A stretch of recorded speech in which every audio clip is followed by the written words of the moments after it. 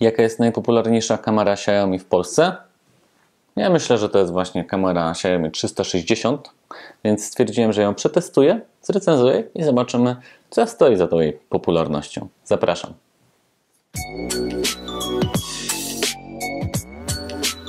Ten sprzęt jest dla mnie trochę wyjątkowy, gdyż jest to kamera powszechnie dostępna w sklepach polskich, czyli jeżeli stwierdzicie po recenzji, że musicie ją koniecznie mieć, to nie musicie czekać 3 miesięcy, aż Wam przypłynie z Chin, tylko po prostu idziecie do sklepu i ją kupujecie. Kamerka jest obrotowa 360 stopni, jak sama nazwa wskazuje. A teraz rozpakujmy ją i zobaczmy, co znajduje się w środku.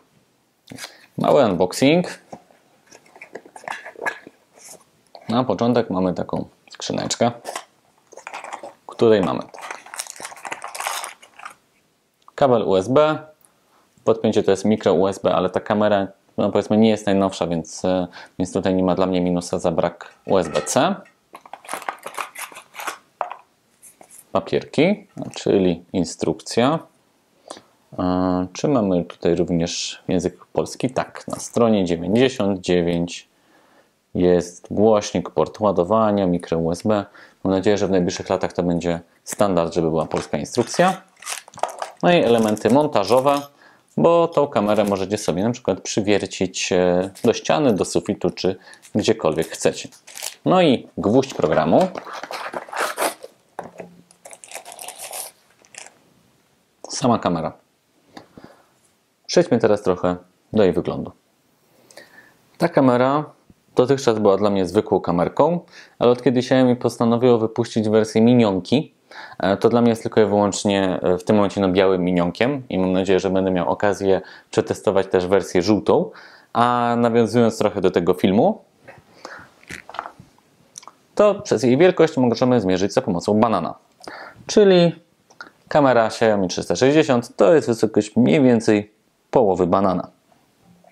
Sama kamera, tak jak wspominałem, jest 360, czyli możemy sobie ją kręcić. Mam nadzieję, że nie rozwalę tego silnika teraz, będzie mi trochę smutno. Ale kamera jest w pełni obrotowa, 360 stopni. Tutaj mamy mikrofon i głośnik, dzięki któremu możemy się porozumiewać z osobami, które znajdują się przed nią. Tutaj na dole mamy kabel, żeby podłączyć mikro USB, no i przycisk resetu kamery oraz miejsce, żeby ją sobie zamontować na ścianie. Zobaczmy teraz, jak wygląda w aplikacji Mi Home. Jak widzicie, w tym momencie widać mój salon. Mogę sobie nią sterować w prawo, w lewo, w górę albo w dół. Czyli mogę sobie ustawić dowolnie. Z takich podstawowych opcji, które tutaj widać, no to mamy opcję zmiany jakości wideo, czyli możemy sobie dać płynne, automatyczne albo HD. Ja osobiście mam HD. Możemy rozpocząć nagrywanie tego, co kamera widzi i możemy sobie zrobić zrzut ekranu. Poza tym mamy opcję rozszerzenia. Wtedy widać wszystko to, co się znajduje na kamerze na pełnym ekranie. Możemy sobie też sterować na dole tym, co się działo przed nią wcześniej i co widziałem w ciągu dnia. Poza tym kamera posiada opcję rozmowy dwustronnej, czyli jak ja sobie nacisnę przycisk telefonu, w tym momencie mogę rozmawiać z osobą, która znajduje się po drugiej stronie. Czyli możecie powiedzieć dziecku, żeby posprzątało zabawki albo cokolwiek innego. Tak? Czyli tutaj jest opcja tej rozmowy. Poza tym mamy monitorowanie domu, czyli różnego rodzaju zdarzenia, które kamera wychwyciła, które nie powinny się zadziać. No i mamy m.in. album zdjęć, żeby zobaczyć, jakie te zrzuty ekranu sobie porobiliśmy. I poza tym możemy jeszcze ją skalibrować. Więc w samej aplikacji wszystko to możemy zobaczyć. Chcę Wam jeszcze pokazać, w jaki sposób kamera przełącza się na tryb nocny i co wtedy zobaczymy. Więc obniżę rolety i na żywo będziecie mogli widzieć, jak kamera zmienia swój tryb.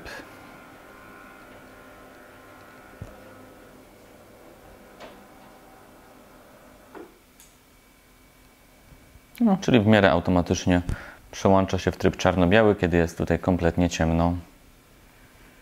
OK Google, co to kamera? Okay, streaming the video camera on Salon.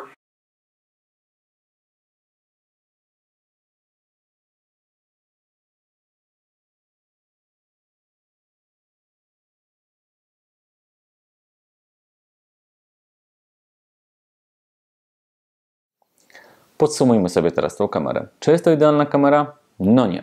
To, co mnie najbardziej irytuje, to initializing przez cały okres jej trwania. Czyli cokolwiek chcemy sobie zmienić, cokolwiek chcemy sobie ustawić, no to musimy poczekać tam 2, 3, 5 sekund. Długo. Niepotrzebnie długo. Sama kamera, możemy ją podłączyć do Google Home, więc tutaj na pewno plus, jeżeli macie na przykład inteligentny wyświetlacz Google Home, możecie ją sobie podpiąć do Home Assistanta, do HomeKit nie. Nawet jeżeli ją podepniecie przez HomeBridge'a, to jedyne co możecie zrobić, to ją włączyć i wyłączyć. Jest tak naprawdę bezużyteczna dla osób, które budują sobie na tym systemie. Jeżeli macie wszystkie rzeczy w Mi Home, no to idealnie. Sama kamerka, jeżeli chodzi o 360 stopni, fajna funkcja, osobiście nie używam, przeważnie jak ją już ustawię, to ona stoi, troszeczkę może ją obrócę rzadko, ale pewnie dla osób, które mają na przykład duże pomieszczenie z szerokim kątem i te przeważnie 140 stopni, które mamy najczęściej w kamerach, nie wystarcza, no to powinna być ok. No i plus taki, że mamy kamery. Ja osobiście jestem zwolennikiem tego, żeby mieć kamery do moich monitoringu. No tutaj jedyny minus jest taki, że jesteście podpięci często do serwerów europejskich akurat w tym wypadku. Jeżeli kupicie wersję chińską, to do chińskich. Jeżeli chodzi o jakieś rozpoznawanie twarzy i tego typu rzeczy, no to zawsze o tym pamiętajcie. Ja mam nadzieję, że ta recenzja Wam się podobała. Powiedziała, co jest fajnego w tej kamerze, co nie. Że będziecie widzieć w niej, tak jak ja, minionka i że kiedyś dostanę takiego minionka do przetestowania. No i zapraszam Was do naszych pozostałych filmów. Trzymajcie się i do zobaczenia.